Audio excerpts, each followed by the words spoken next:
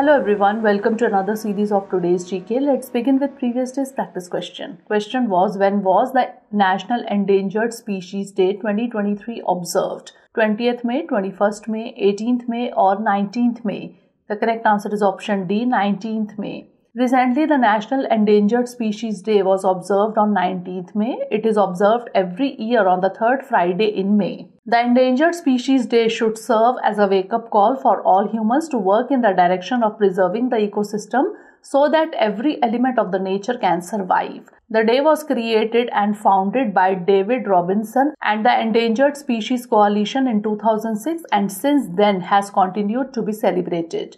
On this day, wildlife refuges, zoos, aquariums, gardens, schools, libraries, museums, community groups, non-profits and individuals hold special programs or events for people of all ages.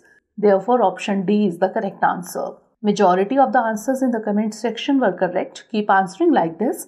Now let's begin today's session. First question is, recently INS Vaghsheer was in the news. It is a Scorpene class submarine, frigate, destroyer or aircraft carrier. The correct answer is option A, Scorpene class submarine.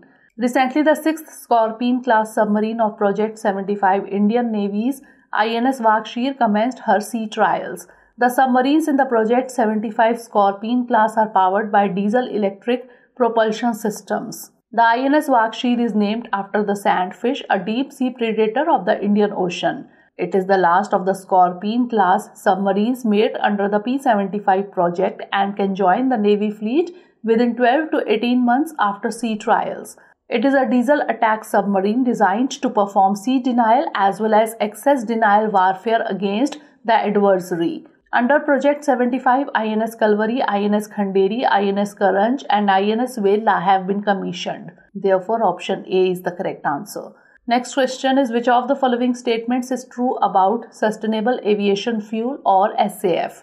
It is derived exclusively from fossil fuels. It is a renewable alternative to conventional aviation fuel. It produces more greenhouse gas emissions compared to conventional aviation fuel, or it is primarily used in automobiles. Option B is the correct answer. Recently, India's first commercial passenger flight using indigenously produced sustainable aviation fuel blend was successfully flown. The Air Asia flight flew from Pune to Delhi powered by SAF blended aviation turbine fuel supplied by Indian Oil Corporation Limited in partnership with Praj Industries Limited. SAF is a renewable alternative to conventional aviation fuel. Sustainable aviation fuel is derived from renewable sources such as plant oils, waste biomass, and recycled carbon dioxide. It aims to reduce the carbon footprint of aviation by providing a cleaner alternative to conventional jet fuel. It is specifically designed to meet the unique requirements and specifications of jet engines. SAF has the potential to significantly reduce greenhouse gas emissions. It can achieve carbon emissions reductions ranging from 50% to 80% compared to conventional jet fuel, depending on the feedstock and production processes used. Therefore, option B is the correct answer. Next question is, with reference to dotted lands, consider the following statements. 1. They are disputed lands for which there are no clear ownership documents. 2. The practice of categorizing lands as dotted lands began in British era. Which of the statement or statements given above is or are correct? 1 only, 2 only, both 1 and 2, or neither 1 nor 2? The correct answer is option C, both 1 and 2. Recently, the Andhra Pradesh government has started removing dotted lands in the state from the prohibited list, restoring full rights of selling or pledging these lands to the farmers who own them. The dotted lands are disputed lands for which there are no clear ownership documents. Hence, statement 1 is correct. Typically, one or more individuals as well as the government's revenue department lay claim over the land.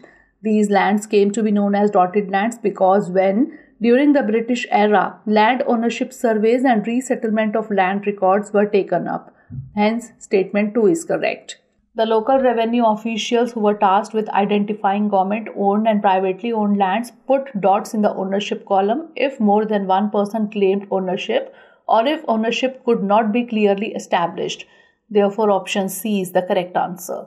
Next question is, recently the Operation Karuna was in the news. It is related to counter-terrorism operations in Jammu and Kashmir, Indian relief operation in Myanmar, India's COVID-19 vaccination drive or military operations against insurgency in northeast India? The correct answer is option B, Indian relief operation in Myanmar. Recently, India launched Operation Karuna to assist Myanmar, which has been devastated by Cyclone Mocha. INS Shivalik, INS Kamorta, INS 𝐃𝐫𝐢𝐬𝐡𝐭𝐢 and INS Savitri carrying relief material reached Yangon. The ships are carrying emergency food items, tents, essential medicines, water pumps, portable generators, clothes, sanitary and hygiene items, etc. Super cyclone Mocha hit Bangladesh and Myanmar, causing widespread devastation and killing hundreds. Therefore, option B is the correct answer. Next question is, consider the following statements regarding the International Day for Biological Diversity 2023. 1. It is celebrated every year on 23rd May. 2. The theme of this year is From Agreement to Action, Build Back Biodiversity. Which of the statement or statements given above is or are correct? 1 only, 2 only, both 1 and 2, or neither 1 nor 2. The correct answer is option B, 2 only. Recently, the International Day for Biological Diversity was observed. In December 2000, the UN General Assembly adopted 22nd May as IDB to commemorate the adoption of the text of the Convention of Biological Diversity on 22nd May 1992. Hence, statement 1 is not correct. The IDB was first designated on 29th December by the Second Committee of the UN General Assembly in late 1993, which is also the date of entry into force of the Convention of Biological Diversity. The theme of the year 2023 is From Agreement to Action, Build Back Biodiversity. Hence, statement 2 is correct. Biological diversity is often understood in terms of the wide variety of plants, animals, and microorganisms, but it also includes genetic differences within each species. Therefore, option B is the correct answer. Next question is, which of the following is or are right bank tributary or tributaries of the Brahmaputra river? 1. Subansiri, 2. Lohit, 3. Dibang, 4. Desang. Select the correct answer using the code given below. 4 only, 2 and 4 only, 1 and 2 only, or 1, 2 and 3. The correct answer is option D, 1, 2 and 3.